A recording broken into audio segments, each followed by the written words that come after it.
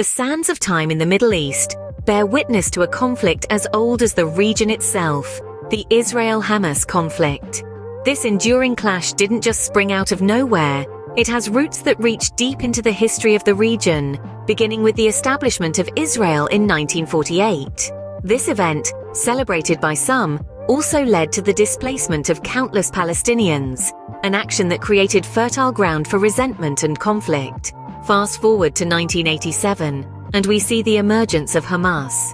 This group, formed amidst the turmoil, played a significant role in the First Intifada, a Palestinian uprising against Israeli occupation. It was a turning point, a moment when the simmering tensions burst forth, igniting a conflict that would burn for decades. Thus, the stage was set for a conflict that would shape the region and the world's politics for decades to come. The year 1987 marked a turning point in the Israel-Palestine conflict with the emergence of Hamas. This was a time of heightened tension and unrest, known as the First Intifada. Palestinians in the West Bank and Gaza Strip rose up in a mass civilian uprising against Israeli military rule.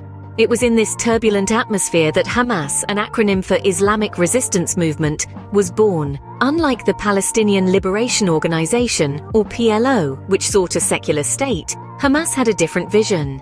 They aspired for an Islamic state in the entirety of historic Palestine, including what is now Israel. Their strategy too diverged from the PLO's. While the PLO engaged in diplomatic negotiations, Hamas believed in armed resistance. Hamas gained substantial support during the Intifada due to their commitment to the Palestinian cause and their provision of social services to the impoverished. By the time the First Intifada ended in the early 90s, Hamas had firmly established itself within the Palestinian political landscape. The First Intifada ended, but it left behind a new player in the region, one that would significantly alter the dynamics of the conflict. The dawn of the 21st century brought with it a wave of violence that would shock the world. As the Second Intifada, or uprising, unfolded in the early 2000s, a new and horrifying tactic emerged: suicide bombings. These bombings, carried out predominantly by Hamas, were not just acts of desperation, but a strategic move to induce fear, chaos, and confusion. The targets were often civilians in crowded places like buses, restaurants, and markets. The purpose? To make every corner, every public place a potential danger zone, to disrupt daily life and create an atmosphere of perpetual fear. It was a tactic that worked all too well. The suicide bombings led to a significant number of casualties and left an indelible mark on the psyche of the Israeli population. But the impact reached far beyond the borders of Israel and the Palestinian territories. The wave of suicide bombings during the Second Intifada also led to a seismic shift in international opinion.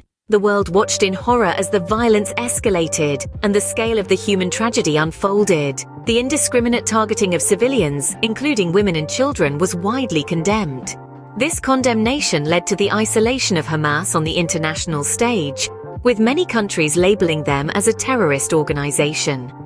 The Second Intifada was a dark chapter in the Israel-Palestine saga, a period marked by an unrelenting cycle of violence, retaliation, and despair. It was a time when hopes for peace seemed to be drowning in a sea of blood and tears. The Second Intifada ended in 2005, leaving behind a trail of devastation and a heightened sense of mistrust. The scars of this period, both physical and emotional, are still very much a part of the landscape, a grim reminder of a time when the dream of coexistence seemed to be slipping away into the abyss. In the heart of the conflict lies Gaza, a strip of land that has become synonymous with the Israel-Hamas conflict. A mere sliver on the map, Gaza's significance in this deep-seated conflict is immense, its name echoing through the annals of recent history. Gaza's story is one of resilience and hardship, a narrative shaped by a blockade imposed by Israel and Egypt. This blockade, initiated in 2007, has had far-reaching consequences. It has isolated the people of Gaza, turning their home into a virtual island, surrounded not by water but by fences and walls. The blockade has severely restricted the movement of goods and people, stunting economic growth and exacerbating poverty. It has also fueled a sense of desperation that has in many ways intensified the conflict. The history of Gaza is also a chronicle of wars, each one leaving indelible scars on its landscape and its people. The wars of 2008, 2012, and 2014, fought between Israel and Hamas, have shaped the political and physical landscape of Gaza. These conflicts have resulted in significant loss of life, widespread destruction, and a deepening of the chasm between the two sides. Each war, each rocket fired, each life lost, has only served to harden positions, making the path to peace ever more elusive. The repeated cycles of conflict have entrenched the status quo, reinforcing the narrative of two irreconcilable enemies locked in a perpetual struggle. Gaza remains a potent symbol of the conflict, a place where the struggle for control continues to this day. Despite the despair, the people of Gaza continue to live, to resist, and to hope for a future that is not defined by conflict, but by peace, prosperity, and freedom. The Israel-Hamas conflict is not just about land or religion. It's about identity, survival, and the quest for self-determination. As we've journeyed through the genesis of this conflict, from the first Intifada to the birth of Hamas, from suicide bombings to the second Intifada, we've seen how the epicenter of this conflict has shifted. Various peace initiatives have been attempted over the years, some more successful than others. Regardless of their effectiveness, each one underscores the importance of dialogue and understanding. These are not just buzzwords, but crucial tools in the quest for resolution.